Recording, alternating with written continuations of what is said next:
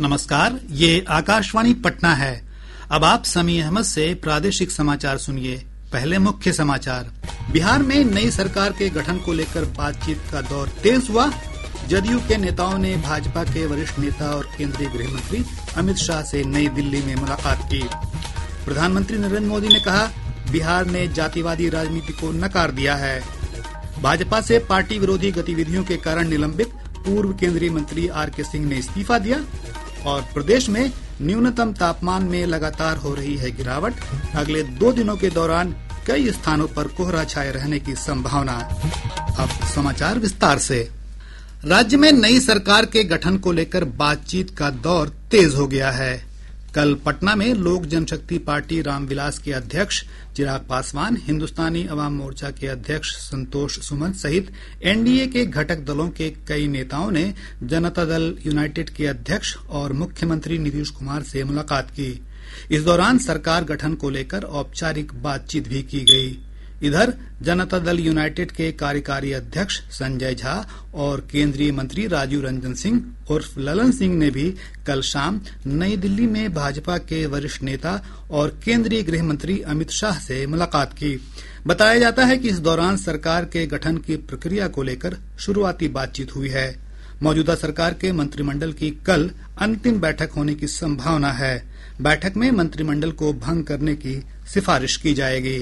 Janata Dal United ने अपने सभी नवनिर्वाचित 85 विधायकों को पटना बुलाया है। कल जनता दल यूनाइटेड के विधायक दल की बैठक होगी, जिसमें पार्टी के अध्यक्ष नीतीश कुमार को विधायक दल का नेता चुना जाएगा। एनडीए के 5 घटक दल अलग अलग बैठक कर अपने विधायक दल के नेता चुनेंगे। इसके बाद सभी की संयुक्त बैठक होगी, जिसमें एनडीए का विधायक दल का नेता चुना जाएगा। लोक जनशक्ति पार्टी रामविलास के विधायक दल की कल हुई बैठक में पार्टी के प्रदेश अध्यक्ष राजू तिवारी को विधायक दल का नेता चुना गया। हिंदुस्तानी अवाम मोर्चा और राष्ट्रीय लोक मोर्चा के विधायक दल की बैठक आज होने की संभावना है। धर्मेंद्र कुमार राय, आकाशवाणी समाचार, पटना। प्रधानमंत्री नरेंद्र मोदी ने गुजरात के सूरत में बिहार के लोगों को संबोधित करते हुए कहा कि बिहार विधानसभा चुनाव परिणामों से स्पष्ट है कि राज्य के लोगों ने विकास की नई ऊंचाइयों के लिए मतदान किया। उन्होंने कहा कि बिहार चुनाव ने देश को महिला और युवाओं का एक ऐसा समीकरण दिया है जो आने वाले कई दशकों की राजनीति का आधार बनेगा। बिहार अब विकास में नई ऊंचाई को प्राप्त करने का मिजाज दिखा रहा है। इस चुनाव में उस मिजाज के दर्शन हुए। बिहार की माताएं बहनें और बिहार के नौजवान, महिला, युवा, ये एक ऐसा माई कॉम्बिनेशन बना है जिसने आने वाले अनेक दशकों की राजनीति का नींव मजबूत कर दी है। दोस्तों, प्रधानमंत्री ने कहा कि जातिवाद के नाम पर अपनी राजनीति चमकाने वालों के लिए यह चुनाव परिणाम एक सबक है। और मैं साफ मानता हूं, हिंदुस्तान की राजनीति में पिछले 2 साल से बिहार में ये जमानती नेता जो जमानत पर घूम रहे हैं, वे बिहार में जा करके जातिवाद का भाषण देते रहते थे। और उनसे जितनी ताकत थी, उन्होंने जातिवाद का जहर फैलाने की थी। और पुराने जमाने से उनको लगता था शायद इससे उनका खेल हो जाएगा। बिहार के इस चुनाव ने जातिवाद के उस जहर को पूरी तरह नकार दिया है। ये देश के लिए बहुत ही उज्जवल संकेत है। बिहार विधानसभा चुनाव में राष्ट्रीय जनता दल की करारी हार के बाद पार्टी में आंतरिक मतभेद गहरे हो गए हैं। पार्टी नेता और पूर्व मुख्यमंत्री लालू प्रसाद की बेटी रोहिणी आचार्य ने नाराजगी व्यक्त करते हुए घोषणा की कि वो राष्ट्रीय जनता दल छोड़ रही हैं और परिवार से सभी संबंध तोड़ रही हैं। संवाददाताओं से बातचीत में उन्होंने कहा कि पार्टी की करारी हार हुई है और कार्यकर्ता प्रश्न पूछ रहे हैं कि इसके लिए कौन जिम्मेदार है। मेरा कोई परिवार नहीं है। अब ये जाकर के आप संजय, रमेश, तेजस्वी यादव से पूछिए, मेरा कोई परिवार नहीं है। कोई लोग निकाला है हमको परिवार से, क्योंकि रिस्पॉन्सिबिलिटी लेना नहीं है उनको। पूरा दुनिया बोल रहा है जो चाणक्य बनेगा तो चाणक्य से आप सवाल पूछिएगा। जब कार्यकर्ता चाणक्य से सवाल कर रहा है, पूरा देश दुनिया सवाल कर रहा है कि पार्टी का ये ऐसा हाल क्यों हुआ। अब जब संजय, रमेश, इन लोग का नाम लीजिए तो आपको घर से निकाल दिया जाएगा, आपको बदनाम किया जाएगा, आपको गाली दिलवाया जाएगा, आपके ऊपर चप्पल उठा करके मारा जाएगा। श्रीमती रोहिणी ने कहा कि उन्होंने जब ये प्रश्न उठाया तो उन्हें तेजस्वी यादव के सलाहकार संजय यादव और रमीज खान ने धमकी दी। रोहिणी आचार्य ने 2024 के लोकसभा चुनाव में सारण संसदीय क्षेत्र से चुनाव लड़ा था। उपचार के लिए विश्वसनीय प्रत्यारोपण और किफायती दवाएं अमृत पहल के 10 वर्ष पूरे हो गए हैं। केंद्रीय स्वास्थ्य मंत्री जेपी नड्डा ने नई दिल्ली में अमृत पहल की 10वीं वर्षगांठ पर कहा कि इस कार्यक्रम ने पिछले 10 वर्षों में रोगियों की लगभग 8,500 करोड़ रुपए की बचत की है। उन्होंने बताया कि विभिन्न राज्यों और केंद्र शासित प्रदेशों में 255 अमृत फार्मेसी हैं। 10 years of journey. अमृत के साथ भावनात्मक रूप से जुड़े हुए हमें 10 वर्ष हो गए हैं और मुझे इस बात की खुशी भी है कि मैं अमृत के माध्यम से व्यापक जन सेवा कर पा रहा हूं। इसके लिए मैं HLL को भी बधाई देना चाहता हूं। ये सार्वजनिक क्षेत्र में HLL द्वारा किए गए अच्छे प्रयासों में से एक है। मुझे बताया गया है कि अब हमारे पास 255 फार्मेसीज हैं। Now we have got 255 pharmacies. Shri Nadda ने पूरे देश में 10 नई अमृत फार्मेसी का उद्घाटन भी किया। उन्होंने कहा कि देश के प्रत्येक चिकित्सा महाविद्यालय और प्रत्येक जिला अस्पताल में अमृत फार्मेसी स्थापित की जानी चाहिए। भारतीय जनता पार्टी मतदाताओं का आभार व्यक्त करने के लिए राज्य के सभी जिलों में आज धन्यवाद मार्च निकालेगी। पार्टी के प्रदेश अध्यक्ष दिलीप जायसवाल ने पटना में संवाददाताओं में बातचीत में ये जानकारी दी। अभी पहले हम लोग जो है धन्यवाद मतदाता प्रत्येक विधानसभा और जिला में जो है कार्यक्रम करेंगे, सभी मतदाताओं को धन्यवाद देंगे। उसके बाद जो है पांचों दल अपना अलग अलग जो है बैठ करके अपना नेता का चयन करेंगे। आज राष्ट्रीय प्रेस दिवस है। ये दिवस प्रत्येक वर्ष 16 नवंबर को स्वतंत्र और दायित्वपूर्ण प्रेस की भूमिका को मान्यता प्रदान करने के लिए मनाया जाता है। यह दिन भारतीय प्रेस परिषद की स्थापना के उपलक्ष्य में भी मनाया जाता है।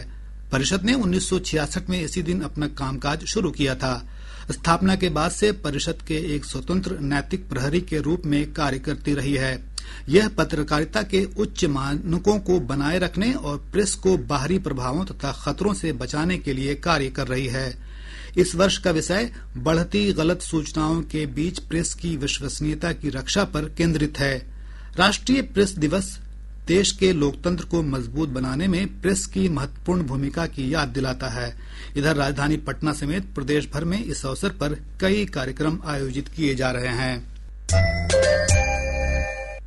प्रादेशिक समाचार आप आकाशवाणी पटना से सुन रहे हैं। ताजा समाचारों के लिए आप हमारे एक्स हैंडल AIR News _ पर जा सकते हैं। राज्य के दक्षिणी हिस्से के 19 जिलों में धान की खरीद शुरू हो गई है। औरंगाबाद को छोड़कर अन्य जिलों में पैक्सों और व्यापार मंडलों ने धान खरीदना शुरू कर दिया है। किसानों को साधारण धान के लिए प्रति क्विंटल 2,369 रुपये और ग्रेड 1 धान के लिए 2,389 रुपये का भुगतान किया जाएगा। भाजपा के वरिष्ठ नेता और पूर्व केंद्रीय मंत्री RK सिंह ने अपने निलंबन के बाद पार्टी से इस्तीफा दे दिया है। पार्टी के राष्ट्रीय अध्यक्ष JP नड्डा को भेजे गए पत्र में श्री सिंह ने कहा है कि उनके निलंबन का कोई औचित्य नहीं है। उन्होंने कहा कि गलत तरीके से निलंबित किया गया है। गौरतलब है कि पिछले कुछ दिनों से पार्टी विरोधी गतिविधियों के कारण उन्हें निलंबित कर दिया गया था। इसके अलावा विधान पार्षद अशोक अग्रवाल और पार्टी नेत्री उषा अग्रवाल को भी पार्टी ने नोटिस जारी किया है कि क्यों न उन्हें अनुशासनहीनता के कारण पार्टी से निष्कासित किया जाए। प्रदेश में न्यूनतम तापमान में लगातार गिरावट आ रही है, जिससे ठंड में बढ़ोतरी हो रही है। मौसम विज्ञान केंद्र पटना के अनुसार राज्य के कुछ स्थानों पर अगले 2 दिनों के दौरान हल्के से मध्यम स्तर का कोहरा छाए रहने की संभावना है। मौसम वैज्ञानिकों ने बताया कि अगले 5 दिनों के दौरान राज्य के अधिकांश भागों के अधिकतम तापमान में कोई विशेष परिवर्तन होने की संभावना नहीं है। अगले 3 से 4 दिनों के दौरान राज्य के 1 या 2 स्थानों में सुबह के समय हल्के से मध्यम स्तर का कोहरा छाए रहने की संभावना है। मौसम पूर्वानुमान की बात करें तो अगले 2 दिनों के दौरान प्रदेश का मौसम आमतौर से शुष्क बने रहने की संभावना है। अगले 5 दिनों के दौरान राज्य के अधिकांश भागों के अधिकतम तापमान में कोई विशेष परिवर्तन नहीं होने की संभावना है। इधर पिछले 24 घंटों के दौरान सासाराम में न्यूनतम तापमान 10.2 डिग्री सेल्सियस दर्ज किया गया है। वहीं पटना के अधिकतम तापमान में 0.4 डिग्री सेल्सियस की कमी दर्ज की गई है। राज्य में धूल कण के कारण वायु प्रदूषण बढ़ रहा है। केंद्रीय प्रदूषण नियंत्रण बोर्ड के अनुसार पटना जिले के समनपुरा का AQI 309 दर्ज किया गया है, जबकि राजगीर की हवा सबसे स्वच्छ मापी गई है। परिषद के अनुसार प्रदूषण बढ़ने का मुख्य कारण निर्माण कार्य और सड़कों की सफाई नहीं होना है। इधर मौसम वैज्ञानिकों ने बताया कि ठंड में तापमान कम होने के कारण हवा की गति कम हो जाती है, जिससे प्रदूषित कण आपस में चिपकते हैं और नीचे ही रह जाते हैं, जिससे प्रदूषण बढ़ता है। मुख्यमंत्री नीतीश कुमार ने मुजफ्फरपुर जिले में 5 लोगों की मौत पर गहरा दुख जताते हुए घायलों के शीघ्र स्वस्थ होने की कामना की है। गौरतलब है कि जिले के मोतीपुर के वार्ड संख्या 13 स्थित एक घर में आग लग जाने से परिवार के 5 लोगों की झुलसकर मौत हो गई थी। केंद्र सरकार ने अज्ञात इलेक्ट्रॉनिक बाधा के कारण 2 घंटे में भारतीय वायुसेना के 3 विमानों के दुर्घटनाग्रस्त होने के पाकिस्तानी समर्थक हैंडल के झूठे दावे का खंडन किया है। पत्र सूचना कार्यालय की तथ्य जांच इकाई ने इस दावे को झूठा बताते हुए कहा कि भारतीय वायुसेना ने आधिकारिक रूप से स्पष्ट किया है कि ये भारतीय वायुसेना का प्रशिक्षण विमान था, जो एक नियमित प्रशिक्षण मिशन के दौरान दुर्घटनाग्रस्त हुआ था। भारतीय वायुसेना ने कहा कि नागरिक संपत्ति को किसी भी तरह के नुकसान की सूचना नहीं मिली है। सरकार ने नागरिकों से ऐसी गलत सूचनाओं से सावधान रहने और उन पर विश्वास करने या उन्हें साझा करने से पहले आधिकारिक स्रोतों से पुष्टि करने का भी आग्रह किया है। पटना के मोइनुल हक स्टेडियम में 4 दिवसीय cricket Ranji trophy plate group के अंतर्गत आज बिहार और मिजोरम के बीच 4 दिवसीय मैच खेला जाएगा। इस मैच की पूरी तैयारी कर ली गई है। बिहार टीम के कप्तान शकीबुल गनी हैं। पटना जिले के रामकृष्ण नगर थाना क्षेत्र के एक साइबर ठग ने एक व्यक्ति से सिपाही बनकर 55,000 रुपए की ठगी कर ली। पुलिस मामले की छानबीन कर रही है। अब पटना से प्रकाशित प्रमुख समाचार पत्रों की सुर्खियां। आज के सभी समाचार पत्रों ने चुनाव से जुड़ी खबरों को प्रमुखता से प्रकाशित किया है। हिन्दुस्तान लिखता है, महागठबंधन के वोट बढ़े पर एनडीए ने बड़ी छलांग लगाई। विधानसभा चुनाव 2020 में एनडीए का प्रति सीट औसत वोट 64,619 था, जो इस बार बढ़कर 96,156 हो गया। दैनिक जागरण लिखता है, सीटों और वोटों की हिस्सेदारी में जदयू सबसे बड़ा विजेता बना। एआईएमआईएम, बसपा और जसपा ने एनडीए का काम आसान किया। दैनिक भास्कर ने लिखा है, करारी हार के बाद लालू परिवार में महाभारत। रोहिणी ने संजय को जिम्मेदार बताते हुए राजनीति छोड़ी, परिवार से भी दूरी बनाई। प्रभात खबर की सुर्खी है, पटना जिले के 149 प्रत्याशियों में से 121 अपनी जमानत भी नहीं बचा सके। आज अखबार लिखता है, एनडीए की प्रचंड जीत पर मुख्यमंत्री को बधाइयों का तांता। और अब अंत में मुख्य समाचार एक बार फिर। बिहार में नई सरकार के गठन को लेकर बातचीत का दौर तेज हुआ। जदयू के नेताओं ने भाजपा के वरिष्ठ नेता और केंद्रीय गृह मंत्री अमित शाह से नई दिल्ली में मुलाकात की। प्रधानमंत्री नरेंद्र मोदी ने कहा, बिहार ने जातिवादी राजनीति को नकार दिया है। भाजपा से पार्टी विरोधी गतिविधियों के कारण निलंबित पूर्व केंद्रीय मंत्री आर.के. सिंह ने इस्तीफा दिया। और प्रदेश में न्यूनतम तापमान में लगातार हो रही है गिरावट। अगले 2 दिनों के दौरान कई स्थानों पर कोहरा छाए रहने की संभावना। इसके साथ ही आकाशवाणी पटना से प्रसारित प्रादेशिक समाचार का ये अंक समाप्त हुआ। आकाशवाणी पटना से अगला समाचार बुलेटिन दोपहर 2 बजे प्रसारित किया जाएगा। नमस्कार।